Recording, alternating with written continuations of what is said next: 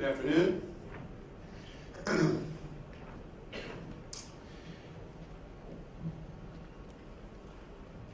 a pleasure to be here with you today. I know that it's getting a bit later in the afternoon, so those of you that are hung in here, I do appreciate it very much. By way of just a bit of background, I've been in Asia 26 years. I'm actually a Singapore PR, but I'm based in Shanghai because the area of business that I'm responsible for is discrete manufacturing, and that includes high-tech, automotive, aerospace, and industrial machinery and components. So don't let the accent fool you. The accent's like a disease. I can't get rid of it. But I've been in Asia for 26 years, so you've heard the term banana. I'm an egg. I'm white on the outside, yellow on the inside. So I'm opposite. So what I wanted to do today was kind of take some of the broad areas that we've been discussing and some of the kind of esoteric and maybe to a certain degree challenging concepts and talk to them specifically addressing the high-tech OEM space, because I think within Singapore, most manufacturers or most of the companies here are going to be writing software, providing solutions, creating products for OEMs. So I'm addressing the high-tech area of the portfolio of industries that I'm discussing. Now, one of the things that we at SAP have been doing more and more recently are having conversations with business leaders within our customer base. I think that traditionally and historically, our conversations have all been in the IT department, within the area of CIO and IT, etc. But now, really, SAP is having conversations, and we're valid across the various areas of a business. So we're talking to CEOs, CFOs, CTOs, etc. One of the things that is interesting when we talk to other areas of the business outside of IT is to get them to understand what various IT initiatives or IT, movements mean to them in hard terms. For example, big data. Big data, we're hearing it all the time, right? I mean, we've heard it probably 100 times today, and we're going to continue to hear more of it. Big data means certain things to different people, and depending upon the various functions within a company, we're finding that big data is in many respects just kind of an esoteric type of a concept. So one of the things that I wanted to mention early on is if you're talking to your customers, if you are a manufacturer, big data can have an impact in very significant ways. And just one of the ways that I have here is that it has the potential to decrease product development and assembly costs for manufacturers. That's not something that customers would generally think that big data can do, right? And this is just an example, but the way that it does reduce the product development time is that when you're developing a new product, generally speaking, you're having to guess. Historically, you have to guess who's going to be using this product. How are they going to be using it? How are they using the current iteration of our product now? Where is it being used, right? And then you would design in kind of a shotgun approach, yeah? And you would hope then that you have hit the button on the right customer segment when you've developed your product. The other side of that is internal, so that when you develop a product and when you're developing a product, it has to be, efficient and certainly within the cost constraints of manufacturability.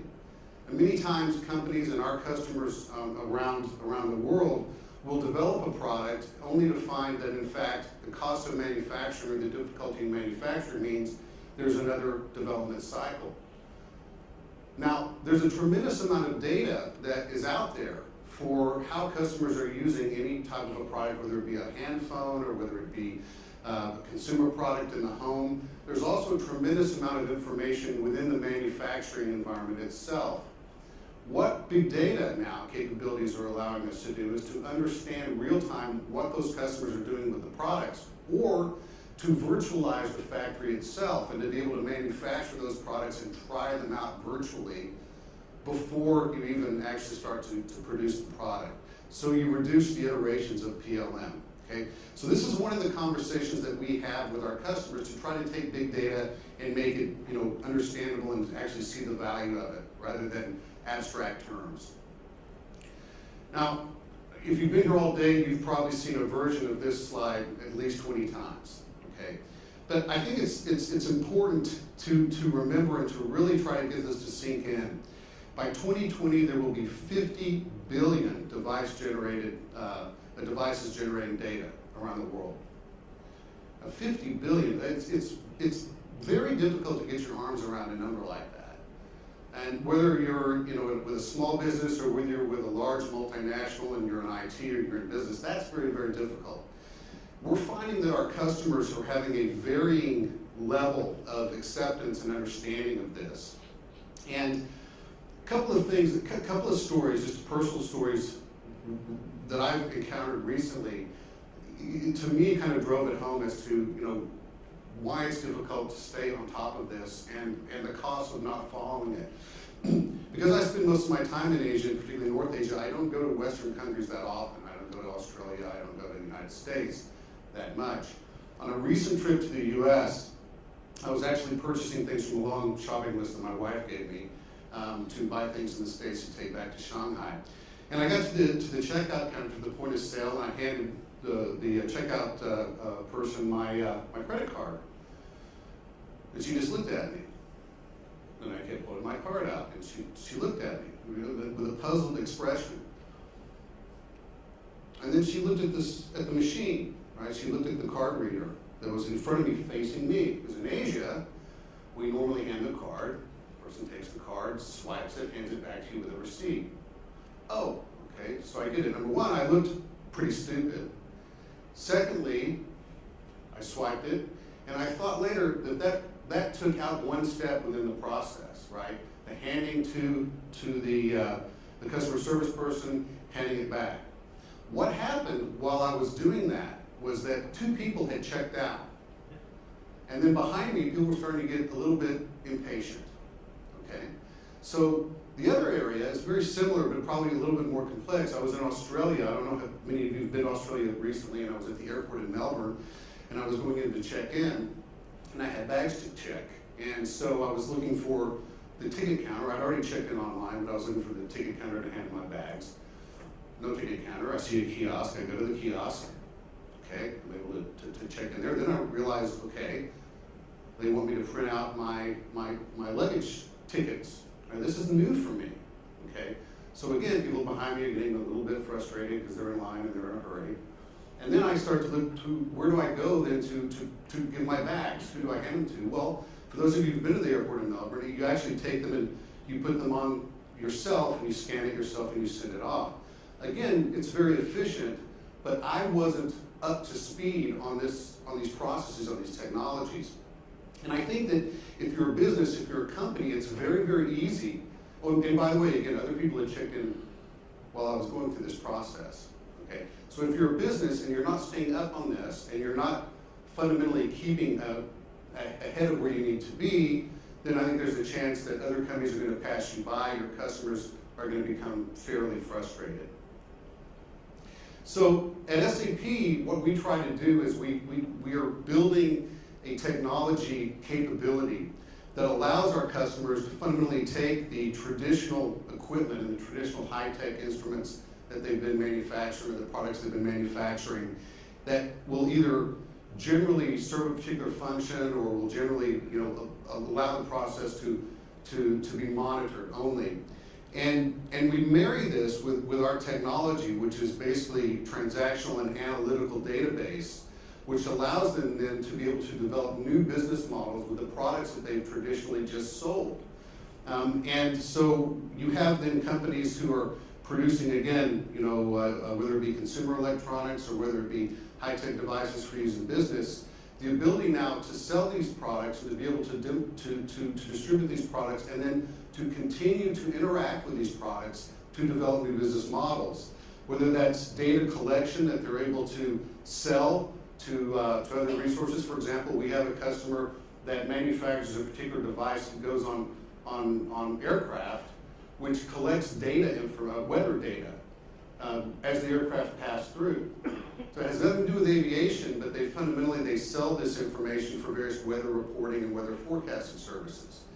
To be able to process this data in real time, to be able to centrally manage all of this information in the cloud, to be able to predict various service requirements. All of these capabilities provide our customers the ability to take producing and selling a product to another level and to a new business model.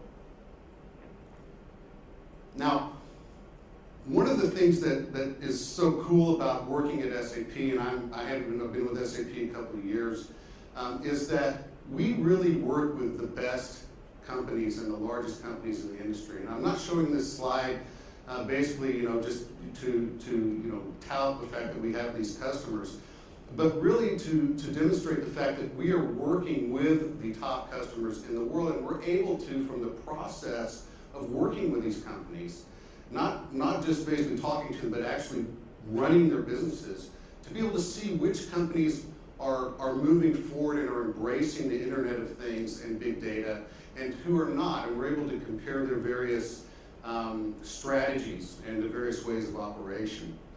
So one of the things that we're seeing is that there is a desire among all of our customers who are manufacturing products to be able to develop a service type of a business model.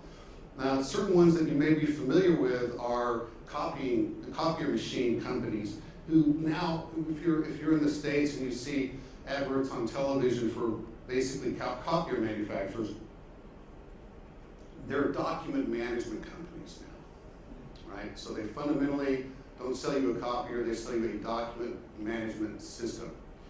And there's all kinds of contracts that are available now as far as being able to manage documents and to be able to fundamentally pay on usage basis or to pay on uptime basis, etc.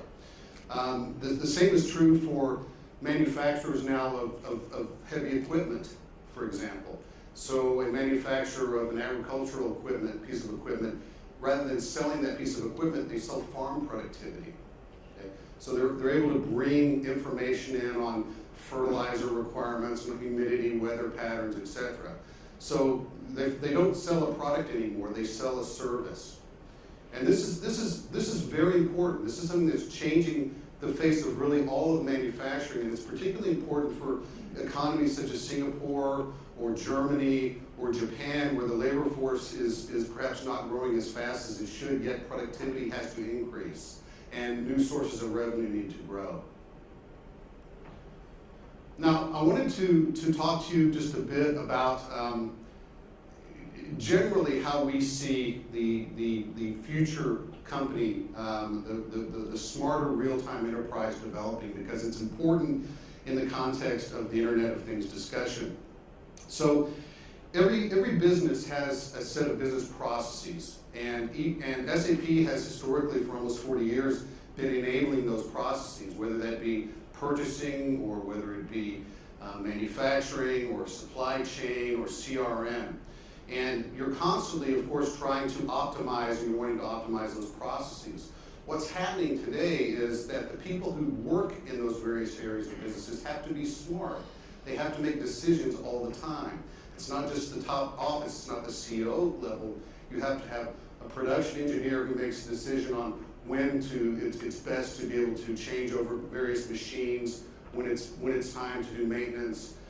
You have to have CRM or call center operators who understand the customer that they're talking to be able to optimize that. You have to have a warehouse operator who knows the best way to store and to pick various information. Now, this is really an ongoing process, and our customers generally are continuing to invest in these processes and IT to be able to support the processes. It's really never ending, because you're optimizing processes. We'll have customers who will have multiple instances of SAP around the world, and they'll want to consolidate those, or there's acquisitions, and so that's really a very important part of our business. But what we've seen is that a lot of our companies, or a lot of our customers, actually have entirely different sets of information that are flowing through their businesses, whether that be factories who have automated production capabilities, or whether they're selling devices that actually collect information on geospatial information, etc. And it's a tremendous amount of information, it's a tremendous amount of data, but historically, the ERP system and the system that is running your business and all of this other disparate data sources haven't really been combined. So what we do through our various technologies now is we allow the tremendous amount of data that's available through these 50 billion units of sensors or data points to actually be collected and to be able to be used to be able to optimize the processes that are running the company. And we do this through a single data source that is both transactional and analytical, which we actually call HANA. And so we actually keep this information and we collect this information in the same model, in the same system.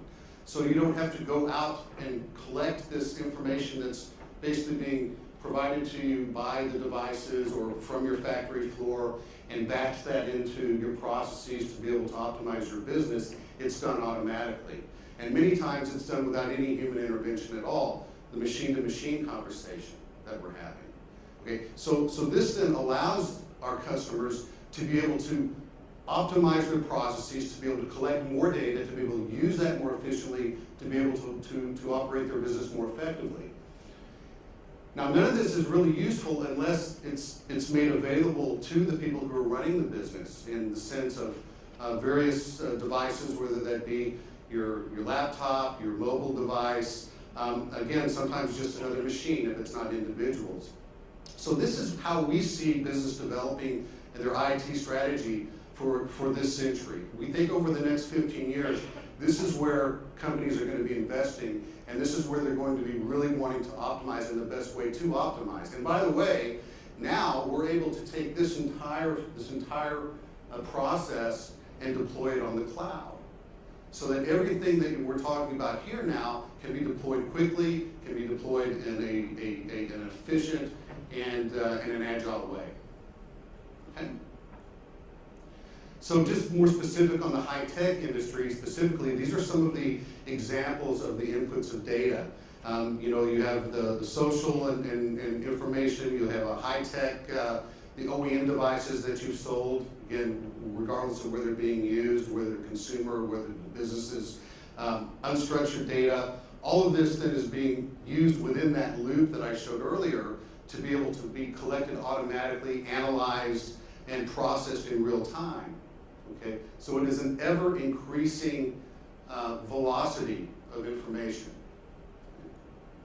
So just a couple of messages before they ask me to leave.